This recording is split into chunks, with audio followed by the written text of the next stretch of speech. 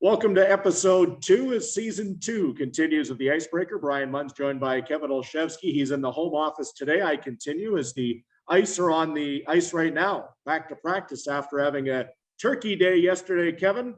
Icebreaker show for Tribute Digital, of course. We'll tell you more about them as the program continues. But did you crush the bird? When don't you? I'm thankful for many things. I've been full of Smitty's pancakes a lot as of late, Munsey. So maybe I didn't get into it quite as hardcore as I normally do this year. Thanks to the Winnipeg Ice. No question about it. The highest scoring team in the WHL continues. Back-to-back wins this past week. Beat the Regina Pats on Wednesday. Knocked off the Raiders on Saturday. 4-0 to start the year. And there's a pretty good buzz around the city right now with James Patrick's team, isn't there? Without a doubt, they've been, highly entertaining is an understatement. It's been a heck of a lot of fun at the Ice Cave. I get to see a little road work this week and then get back to the comfy confines of Wayne Fleming on Saturday night. Well, as you mentioned, the Icebreaker show brought to you by Tribute Digital. Tribute Digital provides e-commerce marketing solutions that go past just impressions and clicks. They focus on revenue for your business as well. Contract Tribute Digital today to transform your digital business. Visit tribbute.com/ice. And yes, you're right. 2 B's. Hey, you and I have a really fun guest coming up today on the Icebreaker show. You and I know him extremely well. We spent a lot of time with him at the rink and away from the rink. Jason Jaffray was part of a ice club that was in the 2 prior stops before they came to Winnipeg. Was part of that 97-98 team in Edmonton. And then when the franchise moved to Cranbrook, British Columbia, he was part of some very special groups there, wasn't he? Without a doubt. So, he can relate to a guy, the overagers now that have been through a relocation and know what that's all about. I had all kinds of success and a great run to a Western Hockey League championship, 21 years ago now, and then just missed out. Right, on another run and the biggest moment in the franchise's history.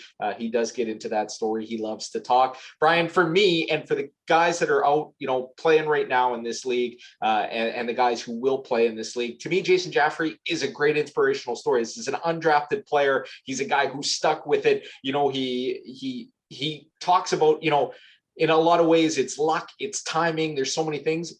But it's the drive, it's the dedication. Jason Jaffray, he was a self-made hockey player. He had to do it at every single level to prove that he belonged and that he was as good as the numbers said.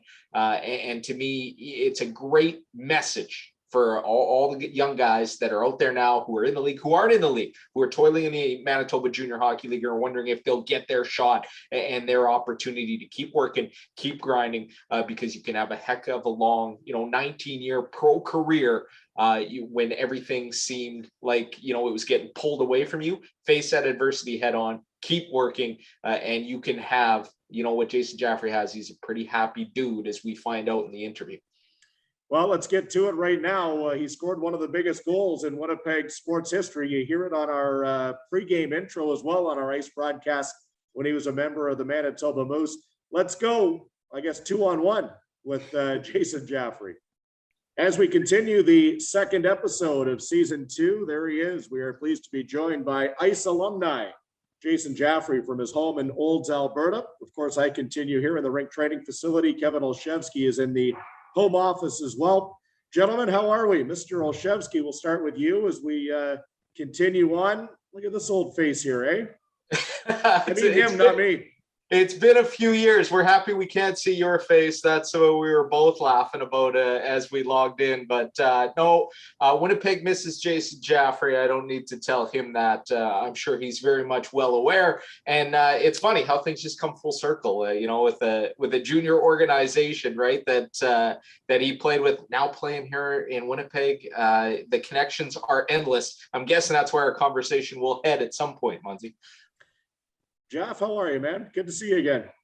No, I'm great. Thanks for having me, guys. I always enjoy talking about Winnipeg hockey, whether it's the Moose or the Jets or the Ice. I'm happy to be here.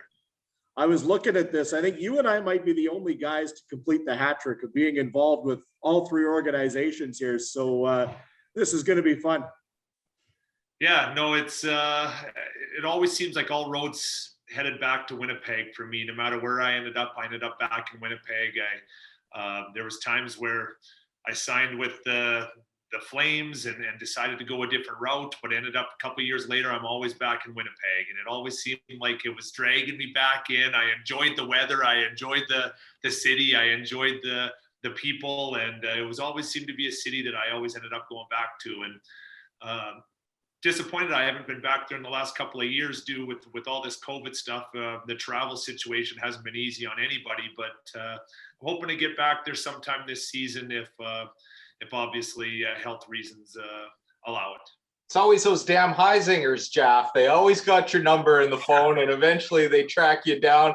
Obviously, with Jake and Mac doing the great work now with the Winnipeg Ice, the connections go way back. The story of how you ended up being so connected to Winnipeg is famous. For anybody who hasn't heard it, can you just recount that, magical phone call you received one day? How much time do you got? Because it's a little bit of a story. So, but you got all the time in the world.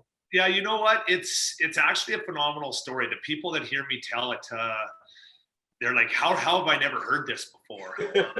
And me and Craig Heisinger still chat about it to this day, about how it kind of happened and how it kind of all fell into place. And it was right when I kind of thought that it was maybe the end of my hockey career, that was probably the start of my hockey career. And the way it happened is I had 2 or 3 really good years in the East Coast Hockey League. I was rookie of the year in Roanoke my first year, was on the all rookie team, first team all-star. I think I was second team all-star my second year, but couldn't make that jump up to the American Hockey League. And I played a couple of games in Wilkes-Barre, and then halfway through about a quarter of the way through my third year, which I pretty much said at the start of the year, maybe this was my last. If I couldn't make the jump, the East Coast is a grind. For anybody in the East Coast Hockey League, you're not making a whole lot of money. I was living pretty much across the continent over in Roanoke, Virginia, and then I was in Wheeling, West Virginia for 2 years. Not really hot spots in the United States. And then I got called up to Cleveland, to the Cleveland Barons, which was San Jose's farm system at the time. And this was during the lockout year, so it wasn't an easy year because they had all the NHL teams had their good young studs down in the minors. And so I got called up to Cleveland, which was the worst team in the league that year. They were, now I look back at it, and it's funny to look back at it because I jumped onto a line with Marcel Gotch and Ryan Clough, which you'd think, hey, these guys, great line.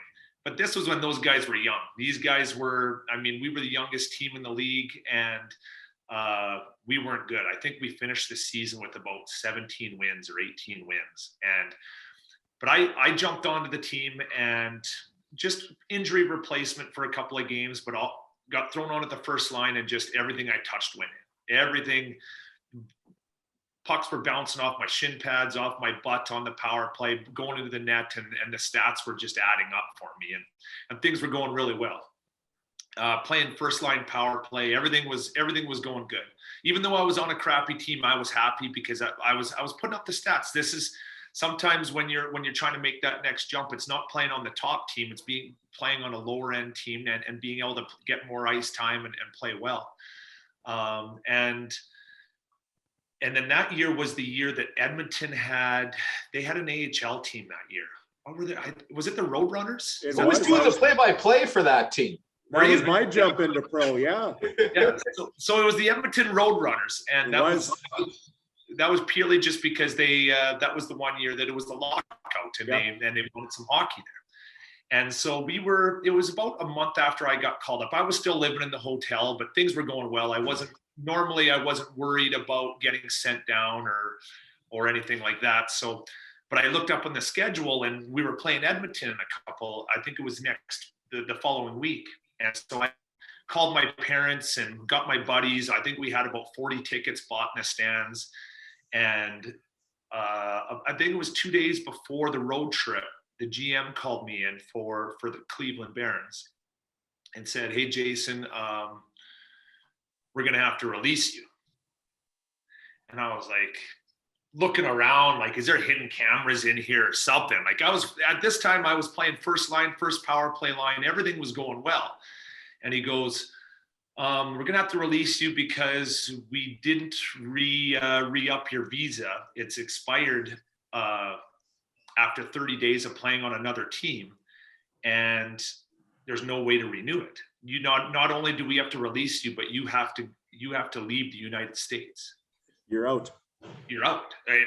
And I'm like, all right, like there's got to be a way around this. Like Cleveland's not that far from the border. I can drive up to the border. I can get a new visa. I can come back down. I'll miss these Edmonton games. They're like, no, like this was, can't remember exactly the year, but it wasn't far off of 9/11 where the visa situation at the border, once you hit a certain amount of visas, there was no way to get around it. It was just a matter of, no, you're not allowed. This is the rules. And this is, if you don't follow them, you can't get a new visa. So I left the coach's office devastated, like called my agent right away. And he's like, hey, I'll take care of it. Just give me 24 hours. I was like, well, I was told I got to get in my vehicle and I got to check out of the hotel right now. And I just remember driving and most of my stuff was still in Wheeling, West Virginia. So I went from Cleveland, jumped in my vehicle, went to Wheeling, West Virginia. I remember I practiced with them that morning, talked to my coach. I'm like, hey, this will be taken care of. Like at very least, I'll be back in Wheeling. Get a call from my agent. He's like, hey, you're illegal in the United States right now. I can't fix this. He's like, the only way that it can get fixed is if San Jose signs you to a one-way deal. And that's not going to happen. Like I wasn't even on San Jose's radar. I was just on Cleveland's radar. And he's like, pack your bags and just start driving north. He said, drive to Winnipeg. Because drive up to Winnipeg and across to Olds. And he's like, I'll start making phone calls for you. We'll see what can happen here. And so I just remember I packed up all my bags, jumped in my vehicle, and I'm in tears driving. I'm like, my career's done. Like, what do you mean I have to drive north? At this time there was Victoria in the East Coast Hockey League and the Salmon Kings. Yeah, the Salmon Kings. And I can't remember if there was another team there, but I was like, at the very least, I was a top end East Coast hockey player. I could probably get to Victoria, but not really where I want to be. I'd finally made my spot in the American Hockey League. And at that time it was St. John's, the Maple Leafs, the Bulldogs, and the Marlies and the Moose. But I wasn't good enough to play on any of those teams. Those were 4 good teams in the league. And I was like, you know what? I'm good on the Cleveland Barons. Am I going to be good on any of those other teams, right? And so I'm driving north to Winnipeg. I'm a couple hours into my trip, and Craig Heisinger calls me. And he goes, Jaffray, he's like, introduces himself, and he's like, what's the chances you can be in Hamilton tonight? And at that time, GPS I had up on my Ford Explorer, and I type it all in there. And he's like, I need you there in 6 hours. I type it all in there and it says 8 hours to get there. And I tell Heisinger, I was like, I'll be there. I'm from Alberta. We know how to drive the QE, right? Literally rip around on the highway, spin a UE on the highway and just head the other direction. And I remember driving like 160, 170, in which my Ford Explorer didn't go that fast. I'm not going to lie to you. That's probably the reason why that thing didn't last much longer. But I had a gas station sub for my pregame.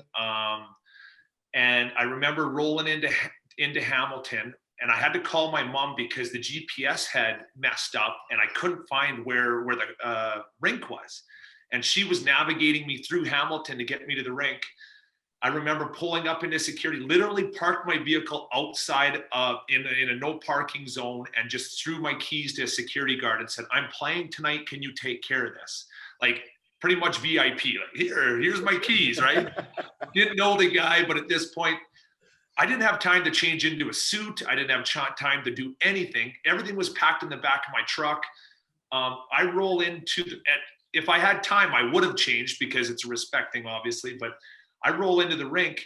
They're coming off from warm up as I'm rolling into the dressing room. And I just remember you guys probably, one of the biggest Winnipeg names back in the Moose days, Lee Gorn, steps up to the board at the front and writes $100 late fee for Jaffray, $100 no suit fee for Jaffray, $100 missing warm up for Jaffray. He's got all these fines written up on the board for me, and I whatever. It kind of broke the ice with the team. I jump into the dressing room, get dressed quick, so I didn't have any warm up. Coming off an 8-hour drive. It was a nationally televised game, so it was Hamilton versus Manitoba. So my family actually did get to watch me. We ended up losing 3-1. I scored a backdoor tap-in goal from Alex Burrows. Ended up getting third star, and everything just kind of fell into place. And after the game, at this point, I knew that the only reason why I was called up was Nathan Smith and Tim Smith got the flu that day, and they were at the hotel. And so I knew that I would just kind of a 1-game replacement, see what happens. And after the game, Craig Heisinger comes down. I hadn't met him yet. Introduces himself and says, "Hey, you're on the team flight with the boys tomorrow morning. Where's the keys to your vehicle?" I'm like, "Oh, I'm going to have to go find that for you first off." So he flew somebody in to drive my vehicle back to Winnipeg. I jumped on the flight with Winnipeg, and I was literally there for about 7 years after that. And that's how I got my first NHL contract. That's how I played with Vancouver and kind of built my career around that one moment of somebody messing up my visa at the Cleveland Barons office, and pretty much was the reason why I ended up playing in the NHL, essentially. And I owe it to that phone call from Craig Heisinger and him believing in me after me probably playing a crappy game, but scoring a goal against the Hamilton Bulldogs and just kind of getting the opportunity. And that's a lot of the time. There's so many great hockey players in all over North America. It's taking advantage of your opportunities when you get it. And I just happened to be that guy that was thrust into a situation where I took advantage of it. And the rest of the year wasn't a phenomenal year. I didn't play. You guys had a pretty good team, though. I remember that year being in Edmonton. It was tough when the Roadrunners had to play the Moose. 100%. And I think we ended up losing out in the conference finals against Chicago that year.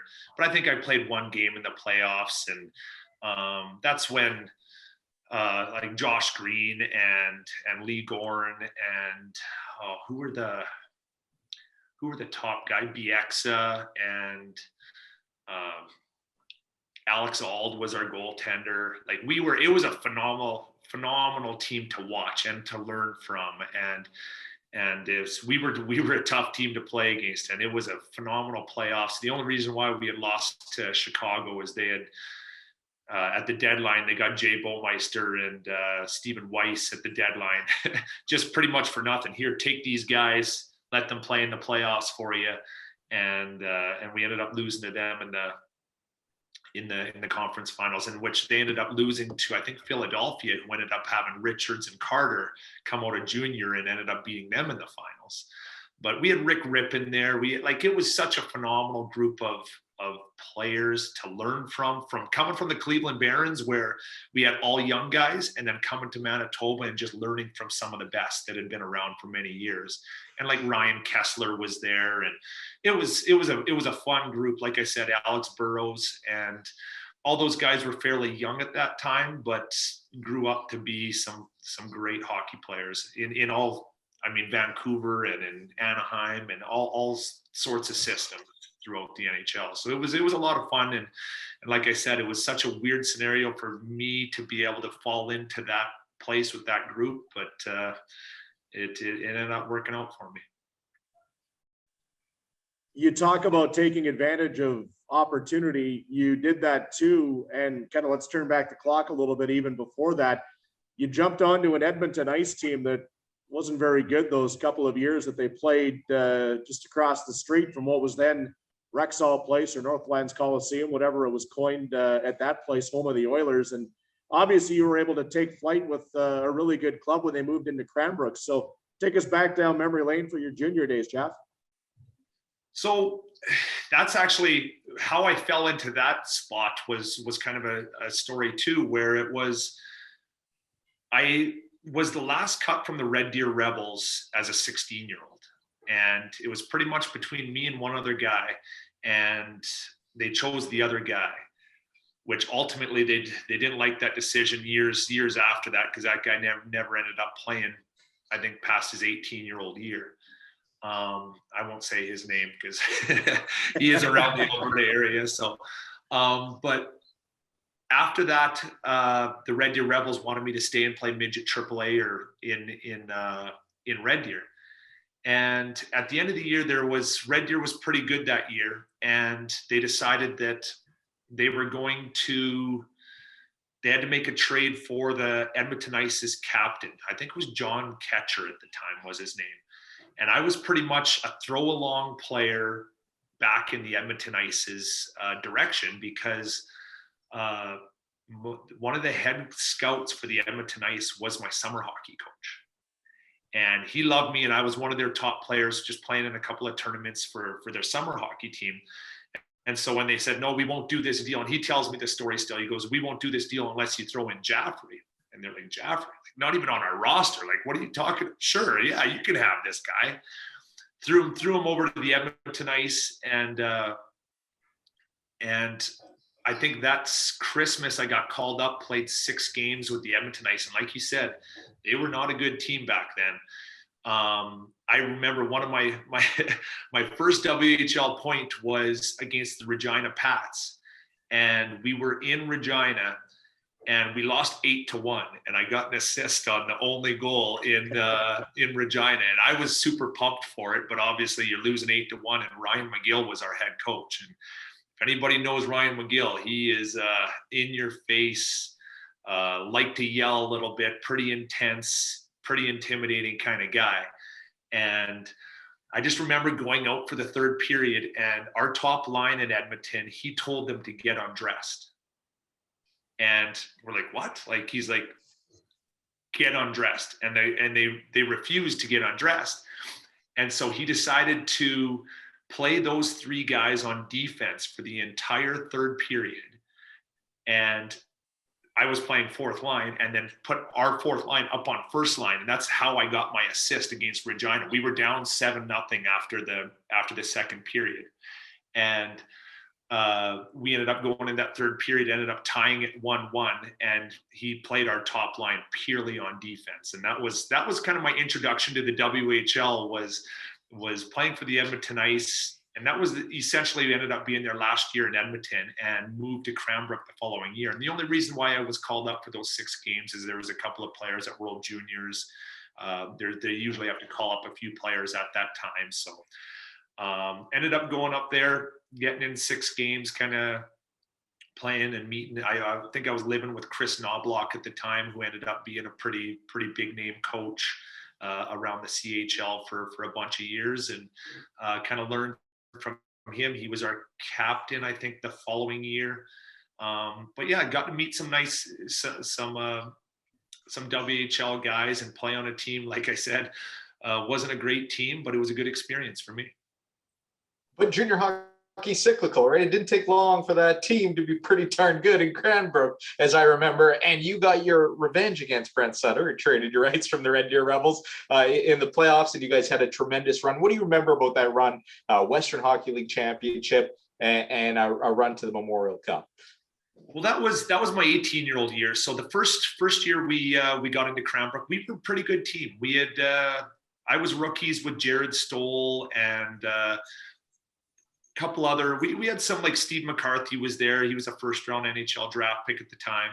And so we had the building blocks to become a good team. And my 18-year-old year, everything just kind of fell into place. And I remember we upset the Calgary Hitmen in I can't remember what round of the playoffs it was in, but it was phenomenal. The Hitmen obviously playing the Saddle Dome, and I remember playing them in the playoffs, and it being 16,000 fans in the playoffs, and being able to beat them in, I think we beat them in overtime. I remember the goals. Zdenek Blatny was the goal scorer.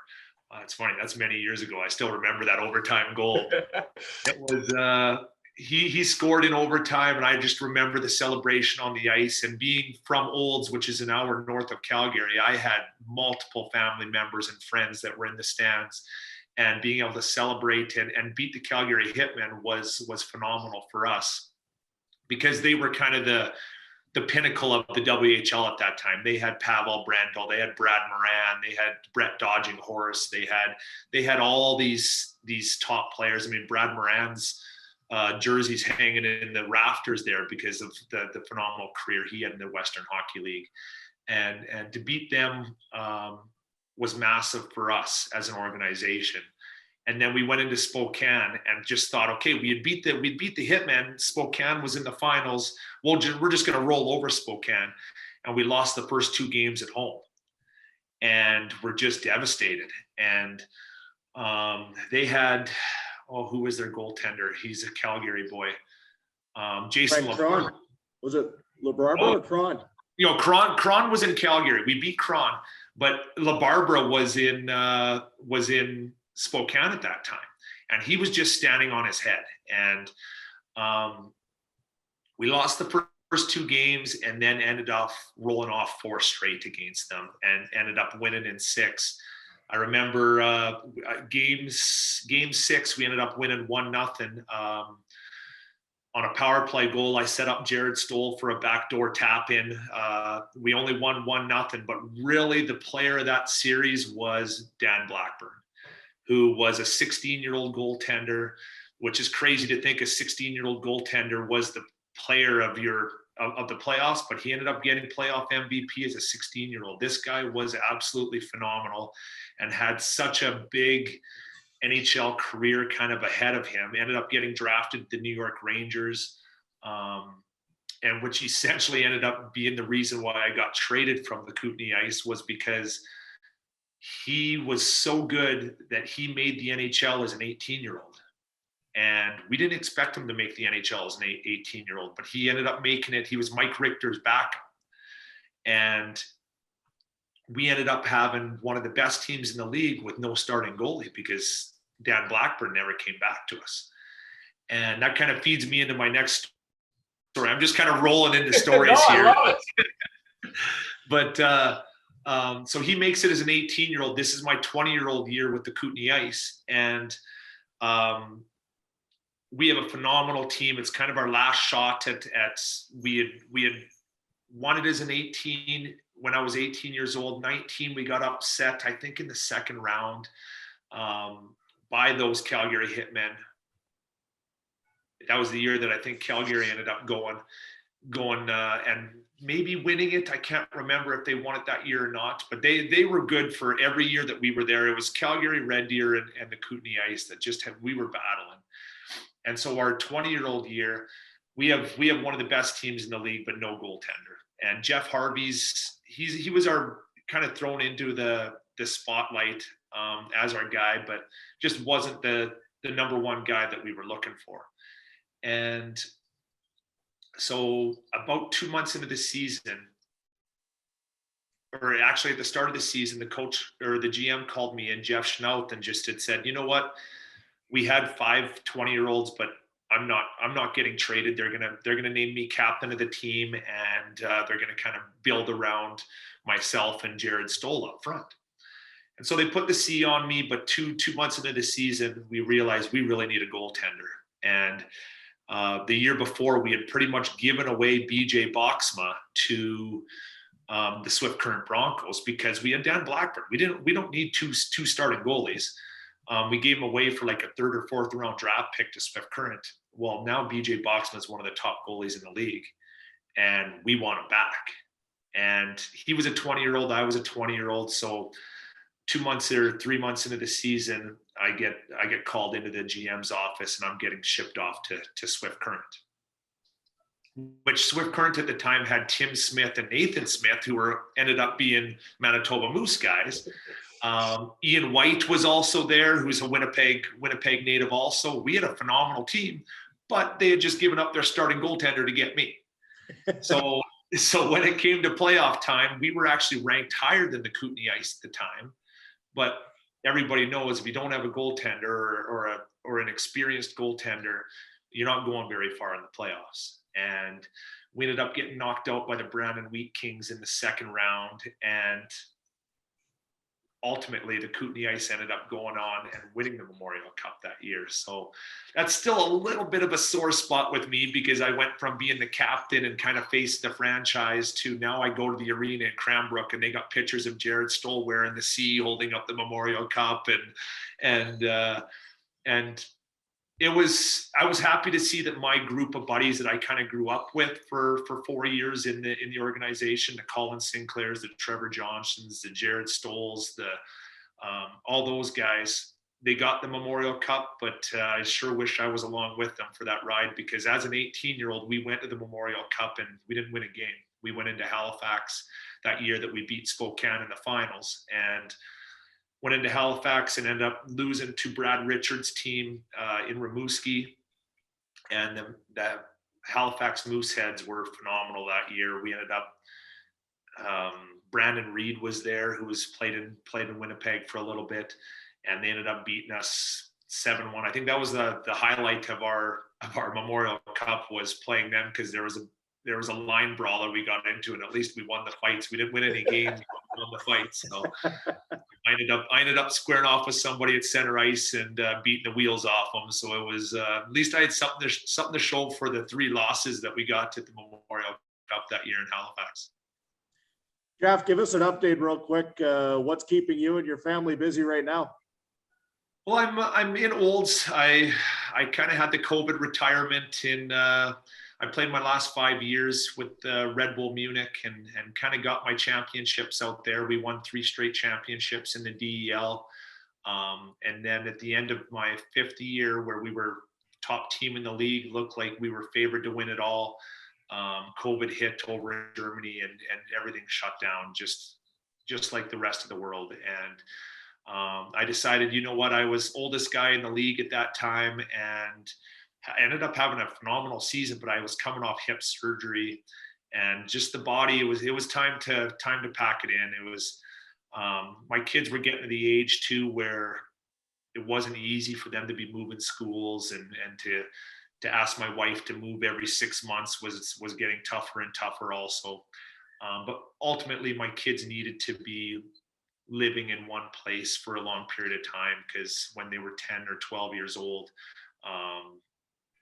they kind of need that security of being in one school and having one group of friends. So we decided that it was time that I kind of hang up the skates. And it was weird because, like I said, all of a sudden one day we were playing, ready to start in the playoffs, and then all of a sudden COVID hit us and I had to fly home because Trump was putting on travel restrictions on flights from Europe and everything. So I never really got my last game, or didn't really know it was going to be my last game.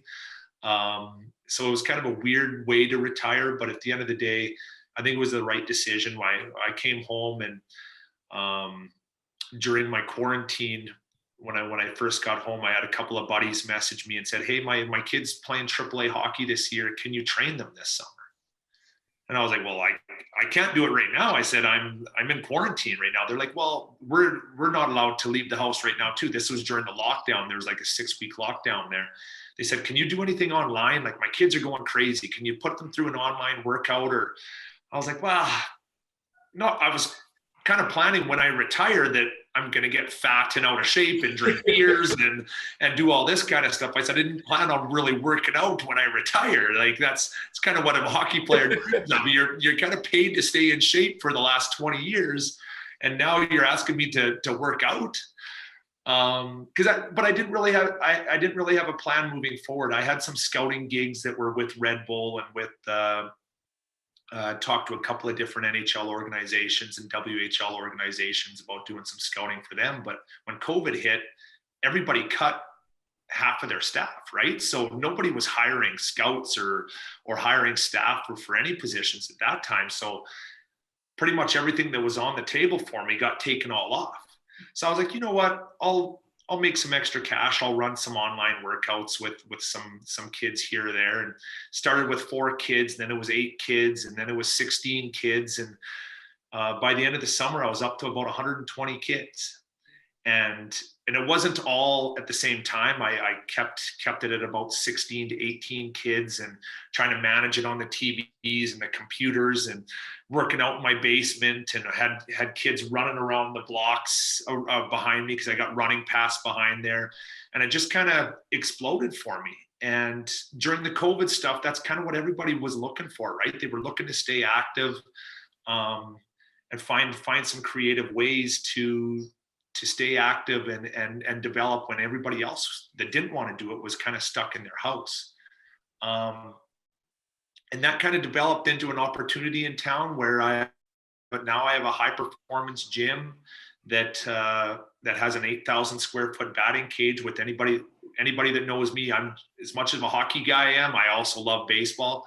And the facility opened up in town, and I put about 1,000 square foot high performance gym with squat racks and sleds and slide boards and balance boards and tires and all that kind of stuff. And it's kind of just keeping me busy. That's all it's really been. I just came from a morning workout. We got morning workouts with a bunch of the AAA and AA kids here in town. And my son's now 10, turning 11, he's getting interested in it. So he's doing the learning process, the training bars and all that kind of stuff. So it keeps me, if he's interested in it, I'm interested in it. And anybody that has a kid that age knows that whatever they're interested in, you're kind of interested in helping them along. So, so I've done that, and I'm head coaching my son's U13 AA team now. Running some development skates on the side. I got my own spring hockey program, which is the Central Alberta Longhorns. Well played. Yeah. So running my own spring hockey program that had 6 different teams this year, and just bought a new hockey school also. I got Edge Hockey Schools that runs for about 3-4 weeks in August every summer, and ended up. Didn't know if I really wanted to get into that, but actually the hockey school that ran in Cranbrook, the whole reason why I started with it was they came in and ran in Cranbrook, and me being with the Kootenay Ice, they asked me to help run it for a bunch of years. And it was the Robin Scott Niedermeyer hockey school that I ended up working with. And the owners called me. They just moved to Mexico looking for some new owners to come in, and called me and said, "Hey, would you be interested?" I ran it this summer, absolutely loved it. So we ended up buying the company. And so now I've kind of taken on the gym with the spring hockey stuff into the hockey schools, and it's gone very well. I'm staying super busy, and that's all you can really ask when you retire. Lots of time to get fat like us in the future, Jaffs. Eat it up now while you're still doing it. That birthday you had in June, it was big, but there's bigger ones still ahead in your future. Trust me. Exactly. Hey, Jeff, thanks for doing this. We could spend many more hours, and I'm sure we will down as the season in the future continues. But thanks for dropping by the Icebreaker today. It's always good to catch up. No problem at all. Thanks for having me, guys. And like I said, I'd love to be able to get up to Winnipeg and see you guys face to face one time this summer. I talked to Jake Heisinger a couple of times. I've got a couple of my athletes out to the ICE training camp. Had a couple of my kids that I trained this summer that came up there, and so I'd love to be able to get up there and catch a couple of games this summer or this winter, and kind of see some of the old Winnipeg faces that I was used to seeing for many years. So thanks for having me, guys. Hey, I'm back. Look at that. Camera disappeared for a little while, but the technical goblins kind of got to us, but that's probably okay because everybody wanted to see Jason Jaffray anyway, didn't they? As long as you heard the stories, Munzie, that's all that matters, because Jaff's got a billion of them. Definitely a guest we have to reconnect with. I had 1,000 other things and places I wanted to take him down memory lane in a lot of ways and to the future, because he's working with young hockey players now, as we heard. I wanted to grill him more on, former teammate and now current ICE assistant coach, Josh Green. Yes. And if Jaffs saw him, blossoming into, the guy in the suit behind the bench back in the day, toiling for the Moose. No question about it. Jason Jaffray will be back on the Icebreaker, and you can tell he loves talking hockey, so it's perfect for us here on the Icebreaker show. Winnipeg has a few days before they get ready for their busiest weekend of the season. They only do it once, but this weekend, Friday, it's into Regina. Saturday night, it's back here against Connor Bedard and the Pats, and then they'll play their third game in 3 days coming up Sunday afternoon at 5 o'clock inside the Ice Cave at Wayne Fleming Arena. The first time this year we see one of Jaffray's alumni, the Swift Current Broncos, come to town. Just based on what we've seen through 4 and moving ahead now to what'll be 9 periods in 3 days, how excited are you for the upcoming weekend, KO? Without a doubt, it's a little adversity, schedule based for this team, a good challenge, another learning opportunity. And for me, this weekend becomes about the depth of this hockey team. We continue to talk about it, right? They are good lines 1 through 5, and that includes the players who aren't in the lineup every night. They're going to get an opportunity to get in there, right? We saw some new faces in the mix against Prince Albert. You're going to see that with 3 games in 3 days, and you're going to get the guys who've been waiting, who've been practicing and been working very hard, like Evan Friesen did on the weekend to make a Western Hockey League debut, to get their first taste of action this year. I think you're going to have that opportunity with 3 in 3. So I feel good for those young players interested in seeing what they can do, and confident that the top end of this roster is going to continue to do what they're doing and continue to provide all kinds of excitement. And, I think it's a great chance to run the table and go for it. But you got to win the games that are there in front of you, and you got to make the most of it. We'll see how the bus legs affect these guys and, what they can get done. It's always a challenge, and it's always a new day to learn and to get better. So I expect that this weekend. Can't wait. Well, we want to remind everybody, coming up on Sunday, the 5 o'clock game against the Broncos. It's our first family fun day game, and we're dedicating the support and efforts of the Movement Center of Manitoba. You can go to movementcenter.ca to get more details on that. ICE are committed, of course, to supporting youth programs in the community, and people can purchase a ticket to the game on Sunday, and you'll be supporting the Movement Center of Manitoba. Go to winnipegice.ca, use the promo code MVMT, and you can take part in a very special initiative. All right, my friend, that'll do it for us. Season 2, episode 2, The Icebreaker. We will talk to you Friday night at 7:30. I'll be in Regina, and you'll be here flying the ship. Rob Vanstone from the Regina Leader Post will be joining us on the broadcast as well to provide color commentary. So it's going to be a fun way to open up the weekend. Have a good week. Without a doubt, sneaky fan of all things Winnipeg is Mr. Vanstone. Have fun, Muncie. Can't wait to see what the Ice have in store for us this weekend.